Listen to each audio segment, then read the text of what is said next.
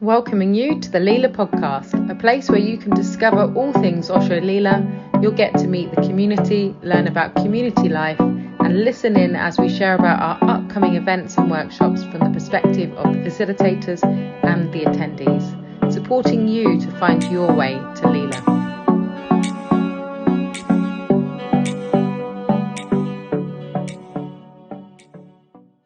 So hello and welcome to the Leela podcast, and today I have a very special guest. His name is Nishok, and Nishok has been coming to Osho Leela for many years.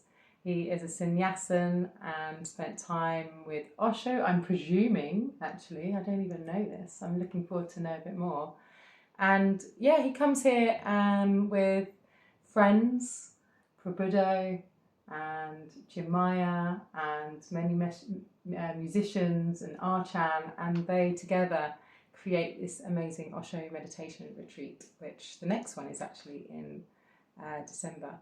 And really what we're kind of going to be delving into today is a bit about Nishok, about the connection to Osho and to Osho Leela, and what else can we kind of discover and explore about you. So welcoming you, Nishok, to the podcast. Thank you. Good to be here. Yay. So where would you like to start? I mean, I'm always quite intrigued in the, like, how did you get to Leela? How did you find your way to Osho Leela? That piece. So I don't know if you want to start there. Okay. I played guitar in a heart dance band with Yatro and a couple of other people, and she was invited to play at one of the summer festivals. So I just came because I was part of the band. That was the first time I came here. And pretty much fell in love with the place straight away and just started coming more often. And since then I've come for all sorts of different things, groups and gardening, and nowadays I'm here quite a bit doing the Osho Meditation Retreats. So that's how it started and how it unfolded, really. And when was that, Nishok? I think that was about 8, 9, 10 years ago. Okay. Yeah. Okay, great. Yeah. And had you already had a connection with Osho prior to that? You were... Yes, I went to Pune in 1990. Okay. That was when my connection with Osho started. And I worked for 10 years as a teacher at Osho Koson School. Yeah, it turned out that the school was half an hour up the road from where I lived. I had no idea, obviously, but I went to Pune and people started saying, have you ever been to the school? And I went to the school and ended up staying for 10 years as a teacher. Wow. So, very wonderful thing to do. And that school was in Devon? Or? Yes, it was in mid-Devon, which is a sort of place with no real landmarks. It was a very beautiful green area of Devon, quiet. And when I went there were 70 odd kids and 20 adults. We didn't tend to call ourselves teachers. We lived together as a commune. We worked together, we studied together, did as much as we could with the kids. And it was like a second education for me. I consider myself very lucky to have, it was on my doorstep and I fell into it. Oh, beautiful. Yeah. And you said about your kind of connection with the music as well, and was that like predating going to Pune, or did your music come after that? I started playing music when I was 14 years old. So there's no music in my family. I had to teach myself. But I played the guitar. I learned to play the guitar in those days. Sometimes I pose as a musician. I'm not a real musician. I'm just someone who bashes the guitar. I would say you're a musician. Come on. It's even lovelier, isn't it, when kids do get involved in music when they haven't got that influence as well. Yes. You know, because there's that, wow, okay, it's a real passion to really follow it through and yes, continue it. It's not like parents pushing and, well, it could be, I guess, if parents wanted to be a musician and then weren't, then that could happen that way. But, so it felt like for you like a calling in a way, or? To be a musician?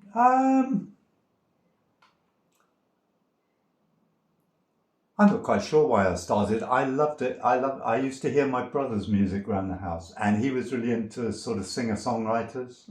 Bob Dylan, Neil Young, Joni Mitchell, all sorts of people from the 60s, early 70s. I don't know, I just loved the music. I just started wanting to do that. But it blossomed really nicely at Kosan School because there were kids who played a bit. So we got a band together, and I provided the organisation really for the band, and which is kind of what you do around kids. And so we'd have sessions, and they'd come up with all sorts of ideas, and then I'd spend the next few days trying to make songs out of them, put them into some structure, and then come back and and so we ended up with the set songs we used to play from time to time. Beautiful. Nice. Nice. Reminds me a bit of what happens with Jan, who comes for the Osho Mystic Heart Festival, and she somehow conjures up this beautiful, amazing song at the end. All the kids join in, and yes, it's like, wow, it's quite stunning, isn't it? When you see the empowerment as well. Yes. Through music. Yes. So, yeah, beautiful. And what can you tell me about your kind of like your relationship with Osho? Like, what drew you to it, and what makes you continue to be a Sannyasin and continue with his teachings today?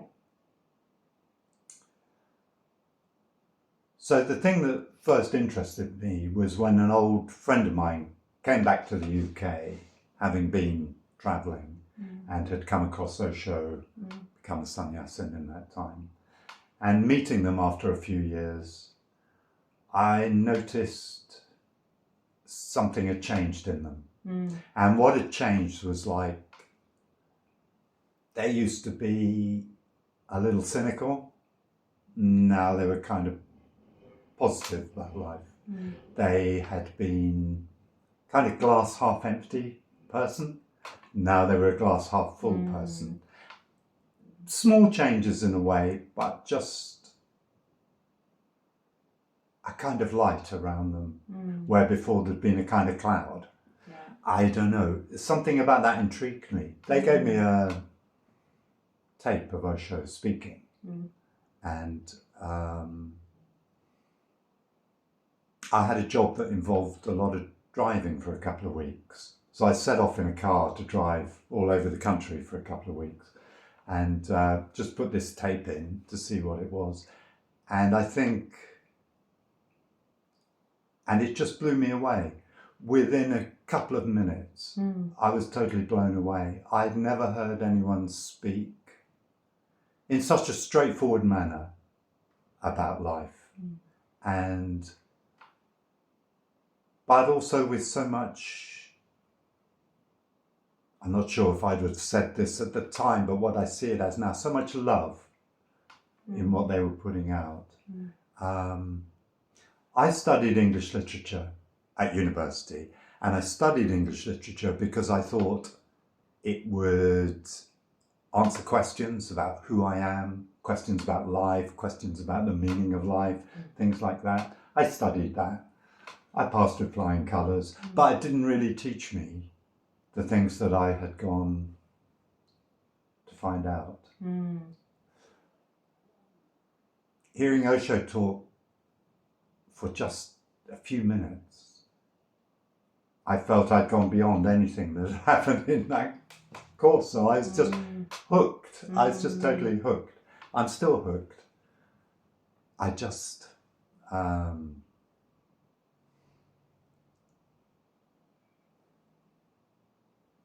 his meditations, his speaking still move me and still move me forward. And as long as that's happening, I'll just keep doing it. So, I think that's kind of what you were asking. Yeah. But, I think it was. Yeah. So that's how it came. That's how it came about. Yeah. Nice. Yeah. And you come kind of, it's a couple of times 3 times a year, I think, generally at the moment, isn't it? Like a couple of retreats, Osho retreats, and then also the Mystic Heart Festival. That's right. Yes. 2 retreats, 4 or 5 days long, and then we're part of the Osho Mystic Heart Festival, just decorating the edges with a few meditations. When people need to take a breather, they can come and meditate. I think it's a bit more than that, isn't it? There's the program of meditations, and you've got the Sannyas ceremony. Well. Which you hold. Do you hold a Sannyas ceremony at the retreats as well? We do. If somebody wishes to take Sannyas, then we can do that. Yeah. Could you talk into the Sannyas ceremony a little bit? Well, in one way, Sannyas is a commitment to one's own path. It's a chance to state that this is what my life's about, my growth, my meditation, and so it's a chance to make a declaration of that. It's also a jump into the unknown. I think most people realise that. I do try and make people aware of that. Once one sets off on these paths, there's no knowing where it's going to lead. Yeah. So it's a bit of a jump into the unknown. Yeah, and I've just been to, I think, one of the Sannyas ceremonies actually, and I just found it so beautiful, and there's just such a kind of resonance, and you could just really feel like the magic in the room, and it's quite palpable. It's like, wow, this is really, really a beautiful experience. The magic comes from the people who are, because we very carefully manipulated the situation so that they become the focus of attention in a very vulnerable moment, actually, or a moment of great sensitivity and delicacy. So they're in that situation, and people around really respond to that. Exposure sounds like too strong a word, but I'm not quite sure what else. But exposing their vulnerability.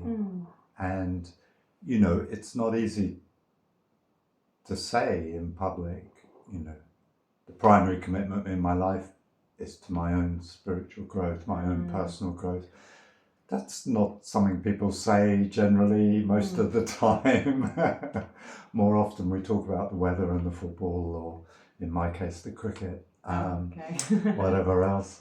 But so, I think that's what creates that space. And the people who are there, many of them will have taken sannyas, so they understand what that space is, and it brings them back to it. So it's very powerful. It's very powerful.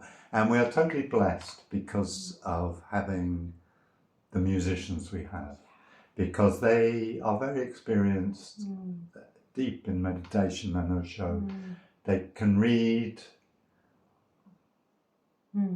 where the energy is for that person, where the energy is in the room, and their music will. So they really make the difference in making that energy real, making it palpable. Like you said, you feel it in the room. Totally. They really make it like that. Yeah, I think that's one of the nicest things, is to have live music. It just adds so much, doesn't it, to have musicians, and I hear musicians kind of often talk about, you're kind of feeding off of each other. Yes. The musicians are kind of like you say, kind of reading the room. And it's a very much a kind of giving and receiving process. Yes. As well. It's not just about them playing music. It's very very much it's an energetic. exchange of. Yeah, Beautiful. Yes. Osho always attracted a lot of musicians. His meditations include a lot of dancing. They are accompanied by music, singing,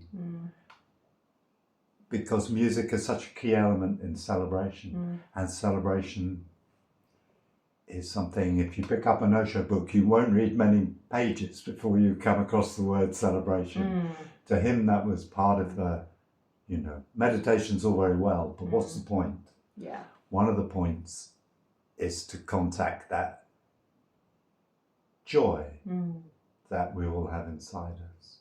That's not always so easy to get in touch with. And when we do get in touch with that, celebration is the natural thing to express it. And of course, music is the best backing. Totally agreement with that. Yeah. It's really, it's been part of my path of like allowing joy and allowing celebration, because it's like, but we need to do some serious work here, whether it's spiritual work or like, work on the computer or whatever. And it's like, this is really important. It's like, wow, no, it's like, why are we doing this? We're not in joy and celebration and of life and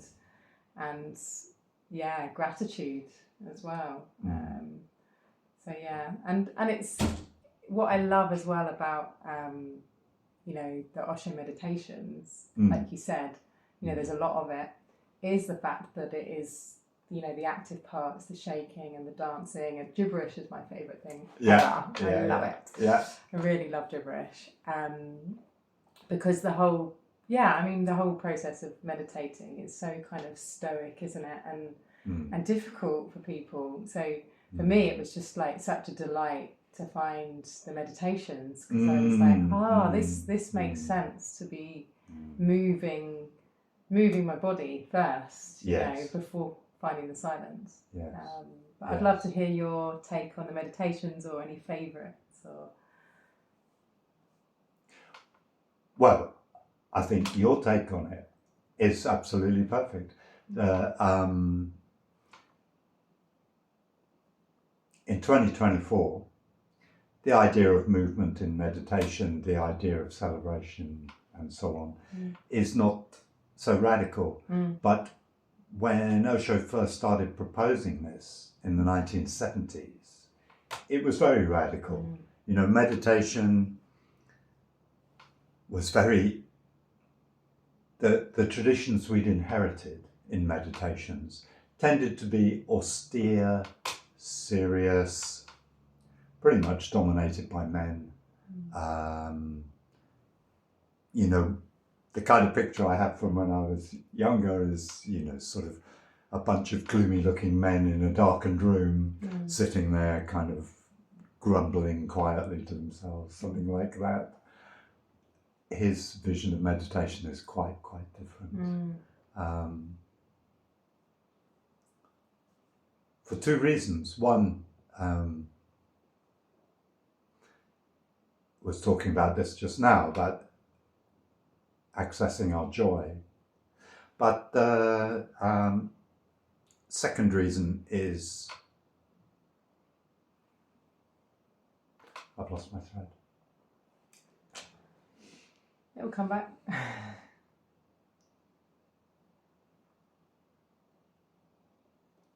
The second thing that was radical was the idea of using movement to bring us to meditation. And he would say about it, I've heard him say that thousands of years, 2,500 years ago, when Buddha was teaching people to meditate, life was lived at a different pace. To get someone to sit quietly and meditate was not such a difficult thing for them. It's somehow hard to imagine what life might have been 2,500 years ago. I've just run up here in a car. I just feel like relaxed. Oh wow. Maybe not, because maybe there were more risks, of course. But like, Yeah. Yeah. Yeah. Having time to contemplate the stars and the trees and be connected to surroundings would have been massively heightened. Yes. Compared to now. Yeah. Yes. Life seems to have sped up, and it's speeding up more. And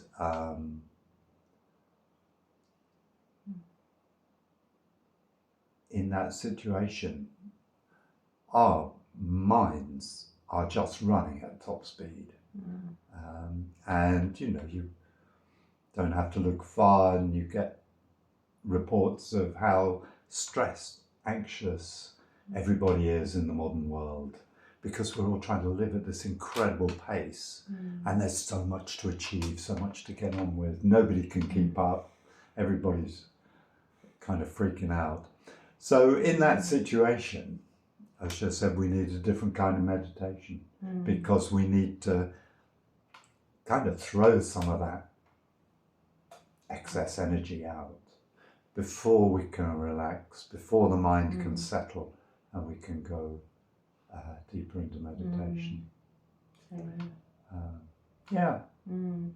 And it's always interests me, because actually, like Osho Meditations, they're kind of known for the catharsis, right? Kind of there's an association with like the anger stage and things like this, and but there's so much more to them. There's so many kind of gentle, very kind of connecting to spirit, connecting to self meditations as well. Yes. There's the yin and the yang and all of it. Yeah. Actually. Yeah. And that was kind of quite surprising to me when I came here, because I was like, it's not just about releasing and letting go. It's kind of there's a subtlety, the subtle energies as well. Yes. Yes, there's quite a spread. And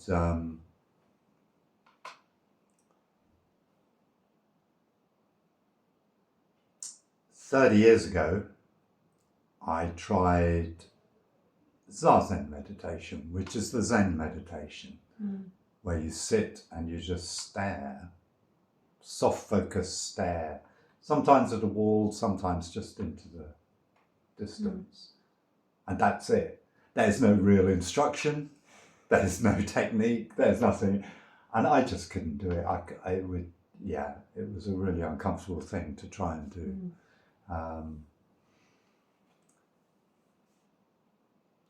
About a year ago, I did some Zazen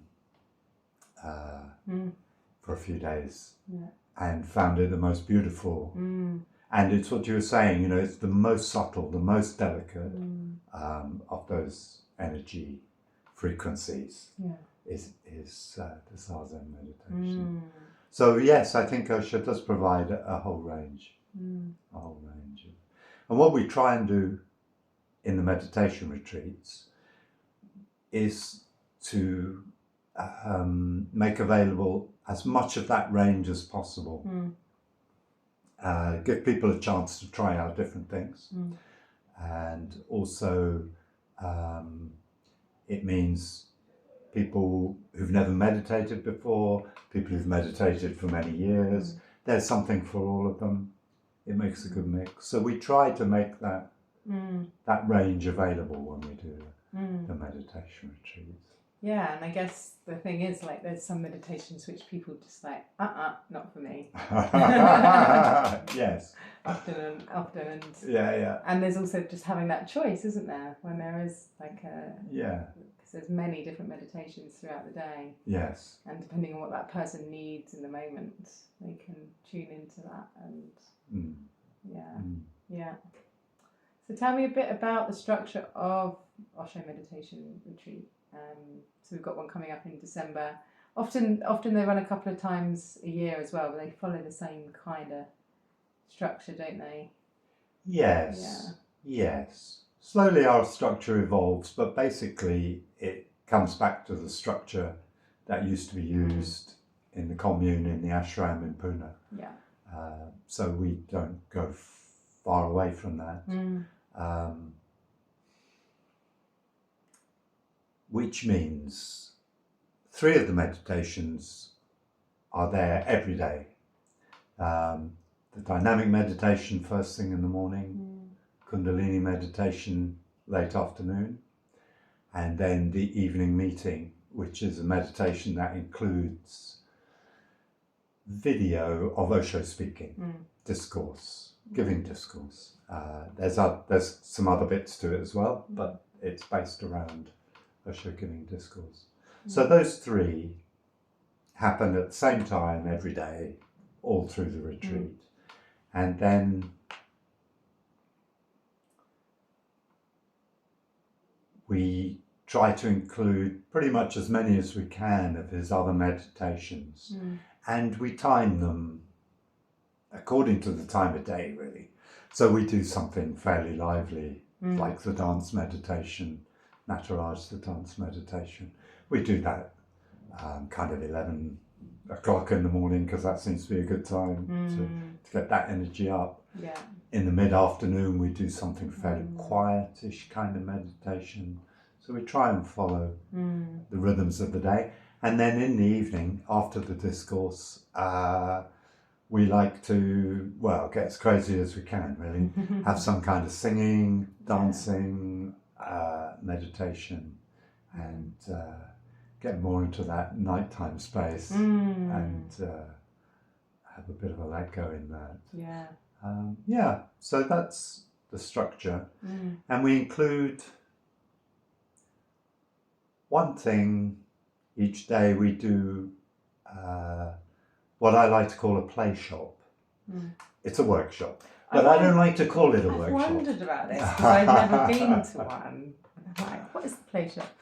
A playshop is a non-serious version of a workshop. Yeah, okay. And what we do is we take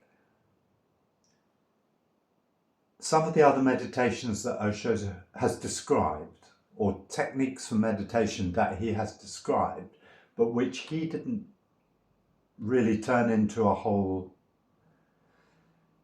meditation with music and stages and so on. So we take things that from that sort of area. So they still come from Osho. And we use what Osho said about those meditations in order to describe them and to so some of the lesser known things. I mean, gibberish that you mentioned earlier. Gibberish, he never said you have to do it for 20 minutes, for 40 minutes. He just described what gibberish was. And from that, we're able to make a meditation that lasts 30 minutes or whatever it is. And in those play shops, I've done a certain amount with 2 people called Shunyo and Marco, and they've taken, they've developed a number of meditations in this way, and I use what they've done and present that. They've created music to go along with these meditations, they've created specific instructions, and so sometimes we use those meditations because I've done them with those people and I really love them. Beautiful. Osho spoke about an ancient tantric text, the Vigyan Bhairav Tantra. It's one of the oldest meditation texts anywhere. And this text describes 112 meditation techniques. So that's very varied. And all sorts of different angles on meditation. And Shunyo and Marco together have taken, sometimes he just describes the technique in a couple of paragraphs, and they've taken that, tried it, worked on it, and ended up producing music and instructions to turn it into a 45-minute to 60-minute meditation. And I found them, I love them. I've done quite a bit with them and these, and I love them so much I just wanted to share them. So that's one place where we find material for the playshops. And there are others as well, other things he said. Yeah. Nice. Now I know. yeah. It's weird because, like, although I live here, it's always been, like, not on purpose, I promise, that I've been away when the meditation retreat have you? Okay. Yeah. Noted. Or I just caught, like, the end of, like, the last day or the first day or whatever, and it's just happened like that. Okay, we have a list for people like you. Honestly, it's like not on purpose, but yeah. Yeah. So I will get to one. Great. Yeah. Look forward to it. I do. I love it. I love coming to the. I think for me as well, you can do some satsangs as well, or a satsang. There will be a satsang in the meditation retreat. Yeah, there will be. It's usually close to the end, usually on the Sunday. We have that one. Yeah, my favourite. Yeah.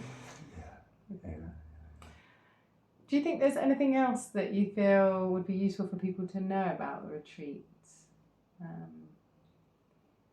Especially like people that have never been to maybe an Osho meditation retreat or maybe a meditation retreat, in fact. There are several things I think I would say to someone like that to try and give them a sense of what we do. Picking up on something we were just talking about was the variety that we try to present. Means that someone who's never tried Osho's meditations, or maybe has tried one or two, it means there's a whole lot available. They can get a really good picture. They can experience the different ones and see which ones particularly resonate with them. And that, show off a bit, that's not easily available in Europe. There are 2 or 3 places where you can find something like that. But that's unique in this country, So it is the best opportunity in that way. So that's one thing I'd say about it. The second thing I'd say about it is it's a great supportive environment to try these meditations.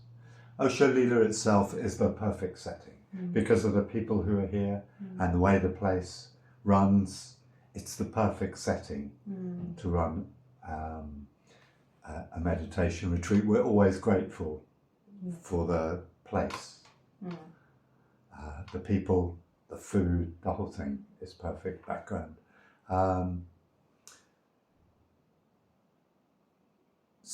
And the people who come to these retreats are a mixture. There are people who've never meditated before or never done Osho meditations before, and then there are people who've been doing them for many years. And that combination is great because the new people bring freshness, the other people bring experience. It's a great meeting of those things. And it's supportive.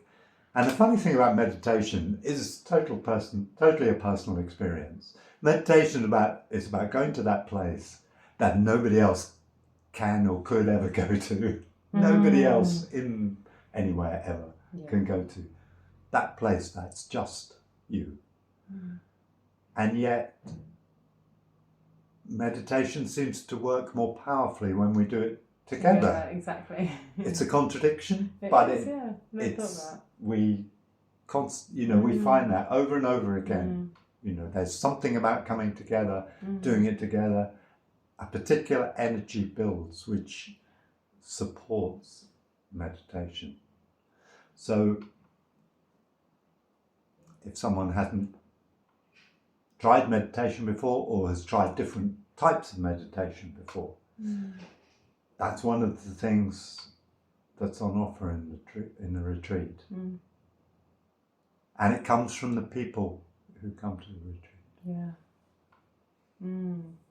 Thank you. And what I love as well is like just this piece of, when we are meditating for ourselves, for our own journeys, and we're doing it together, and the togetherness, there's also that kind of like shared sense of like belonging and being part of something bigger. Mm. And there's also like we take the resonance out into the world. Yes. You know, because we talk about like how people are so busy and stressed and anxious, and it's just like, you know, it's wild out there. Yeah. And to come into, like, you know, come into a space where you can kind of like go inside, it makes such a difference out in the world as well. And like, you know, just the shift by doing meditations has been quite profound in my own life, and many people that I speak to, you know, and how we relate and how things can change on a day-to-day basis, and how we manage the stress and the anxiety and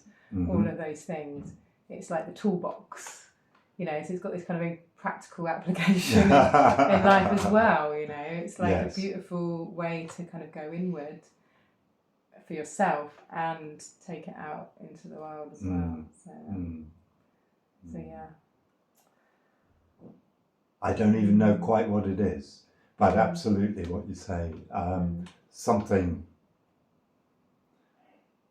changes in our energy, and the people we meet respond to that. Yeah, we become more of ourselves. Yes.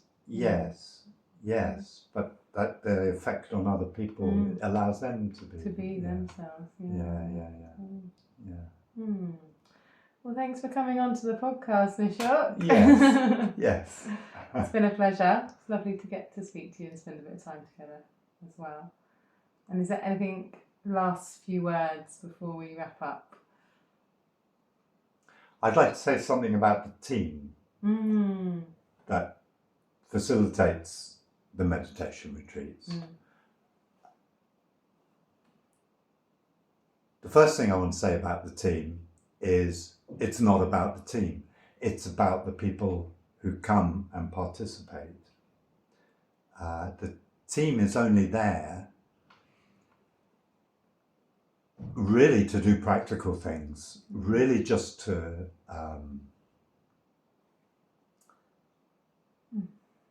put things on at the right moment, at the right time, you know, to look after it in an organisational way.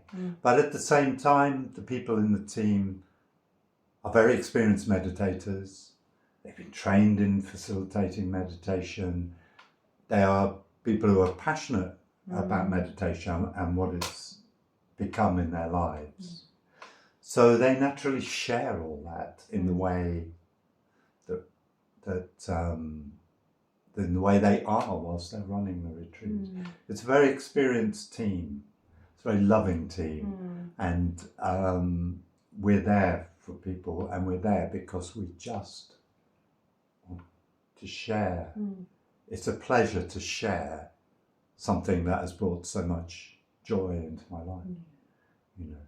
So I wanted to kind of say that about how wonderful the team are, and at the same time, it's another contradiction. At the same time, it's not about the team; it's about you when you come to the meditation retreat. That's it. That's the whole thing. And there's just something beautiful by being, you know, held in that experience, you know, because you have done, you know, the work, and you're sharing your passion. So we're receiving that, right? Because you're passionate about it. Whenever I see you standing up and speaking, it's like you can feel the joy. You know, you can feel the joy resonate through you. So it is also about you. Just being yourself. Just being yourself and sharing your gifts and your joy. So Thank you. Thank you, Nishok. Yay, thank you, Louise. A little sit down hug, not quite.